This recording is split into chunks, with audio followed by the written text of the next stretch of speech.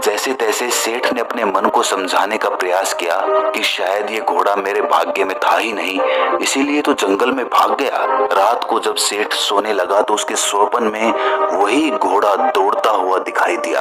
आधी रात में सेठ अचानक उठ खड़ा हुआ और फूट फूट कर रोने लगा। वो अपने आप से कह रहा था कि मेरा घोड़ा कितना प्यारा था, कितना अच्छा घोड़ा था, कितना प्रेम करता था मैं उससे, और आज मेरा घोड़ा मेरे पास नहीं है। मुझसे बड़ी भूल हुई। एक की जगह 2 नौकर उसकी देखभाल के लिए रखने चाहिए थे। अब लोग क्या कहेंगे कि व्यापारी को इतना महंगा घोड़ा खरीदने की क्या आवश्यकता थी। एक घोड़ा भी ठीक से संभाल नहीं सकता ये व्यापारी। रात भर इसी तरह के विचारों से घिरा रहा, लेकिन जब सुबह सेठ उठा तो उसका दिमाग और ज्यादा खराब हो गया। जब उसने नौकर को मजे में घूमते हुए देखा, ये देखकर व्यापारी आग बबूला हो गया। उसने सोचा कि इतना बड़ा नुकसान करके भी ये नौकर कितने मजे में है, कितने आनंद में है। उसने नौकर को अपने पास बुलाकर कहा, तुम्हें दुख तो हुआ होगा कि तुमसे मेरा घोड़ा खो गया। नौकर ने कहा कि मालिक, दुख तो बहुत हुआ, लेकिन इस बात की खुशी है कि उसके बदले में दूसरा घोड़ा मिल गया। व्यापारी सन्न रह गया। उसने सोचा कि मैं पूरी रात भर सो भी नहीं पाया और इस नौकर को जरा भी ये एहसास नहीं है कि इसने कितना बड़ा नुकसान कर दिया। व्यापारी को गुस्सा तो बहुत आया, लेकिन उसने नौकर से ज्यादा बात नहीं की और उससे कहा कि तुम जाओ और अपना काम करो। उस रात नौकर ने सारी बात अपनी पत्नी को बताई और उससे कहा कि एक तरफ मैं हूँ कि मेरी रात की नींद खो गई है, और दूसरी तरफ ये नौकर है जिसको जरा भी एहसास नहीं है कि उसने कितनी बड़ी गलती की है। भला मैं उसे कैसे अपने दुख का एहसास कराऊं। उसकी पत्नी ने कहा कि आप चिंता मत करिए, एक तरीका है जिससे आपका घोड़ा तो वापस नहीं आएगा, लेकिन उस नौकर को सबक अवश्य मिल जाएगा। जैसा मैं कहती हूँ वैसा करना। अगले दिन जब नौकर दूसरे कमरे में काम कर रहा था तो व्यापारी ने जोर जोर से कहना शुरू किया कि अगर वो घोड़ा नहीं खोता तो मैं इस नौकर को भेंट कर देता। कितना बूढ़ा हो गया है, कितने समय से मेरे लिए काम कर रहा है, इतना तो फर्ज बनता है मेरा। उस घोड़े को बेचकर वो अच्छा धन कमा सकता था, जिससे कि उसका पूरा जीवन शांति के साथ व्यतीत होता, लेकिन अब कुछ नहीं कर सकते।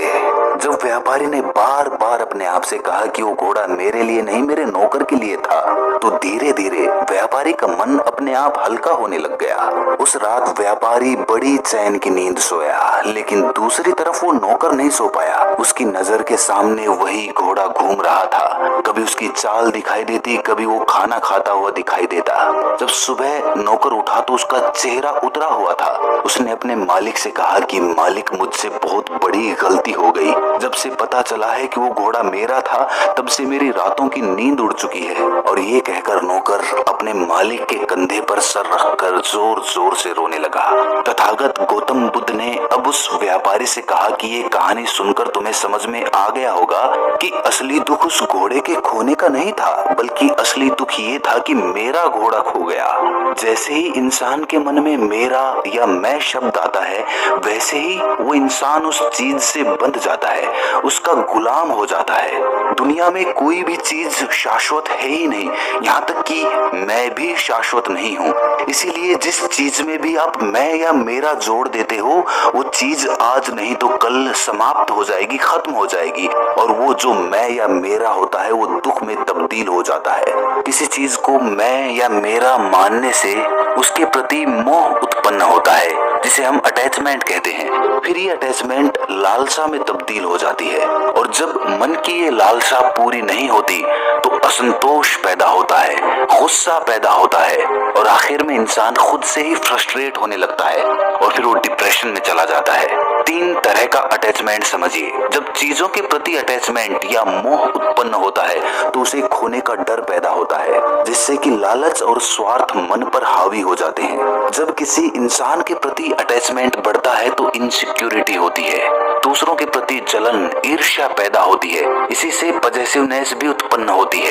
लेकिन सबसे खतरनाक अटैचमेंट वो है जो हमारी सोच और हमारे विश्वास से जुड़ा होता है, क्योंकि विचार दिखाई नहीं देते, वो इंसान को अंदर से जकड़ लेते हैं, जिससे कि इंसान अड़ियल हो जाता है। सिर्फ मैं सही हूँ वाली भावना पैदा होने लगती है और आखिर में कठोरता, टकराव और नफरत पैदा होने लगती है। तो मोह या फिर कहें कि अटैचमेंट के दुख से बाहर कैसे निकलें? गौतम बुद्ध कहते हैं कि जितना हम अपने अतीत को पकड़ते हैं, उतना ही आपका पास्ट आपके ऊपर हावी होने लगता है और हावी होने के बाद वो आपको कंट्रोल करने लगता है। उदाहरण के तौर पर, जब भी कोई पास्ट में आपको अच्छा एक्सपीरियंस हुआ होगा, हमारा मन फिर से वो एक्सपीरियंस करना चाहता है, क्योंकि इससे मैं या मेरा जुड़ा होता है कि मुझे उस दिन बड़ा मजा आया था। जहां पर मैं या मेरा आता है, वहीं पर अटैचमेंट जन्म लेता है। इसीलिए सबसे पहले अपने ईगो को गिराना बहुत जरूरी होता है। अगर हमें अपने दुख से बाहर निकलना है तो मैं या मेरा,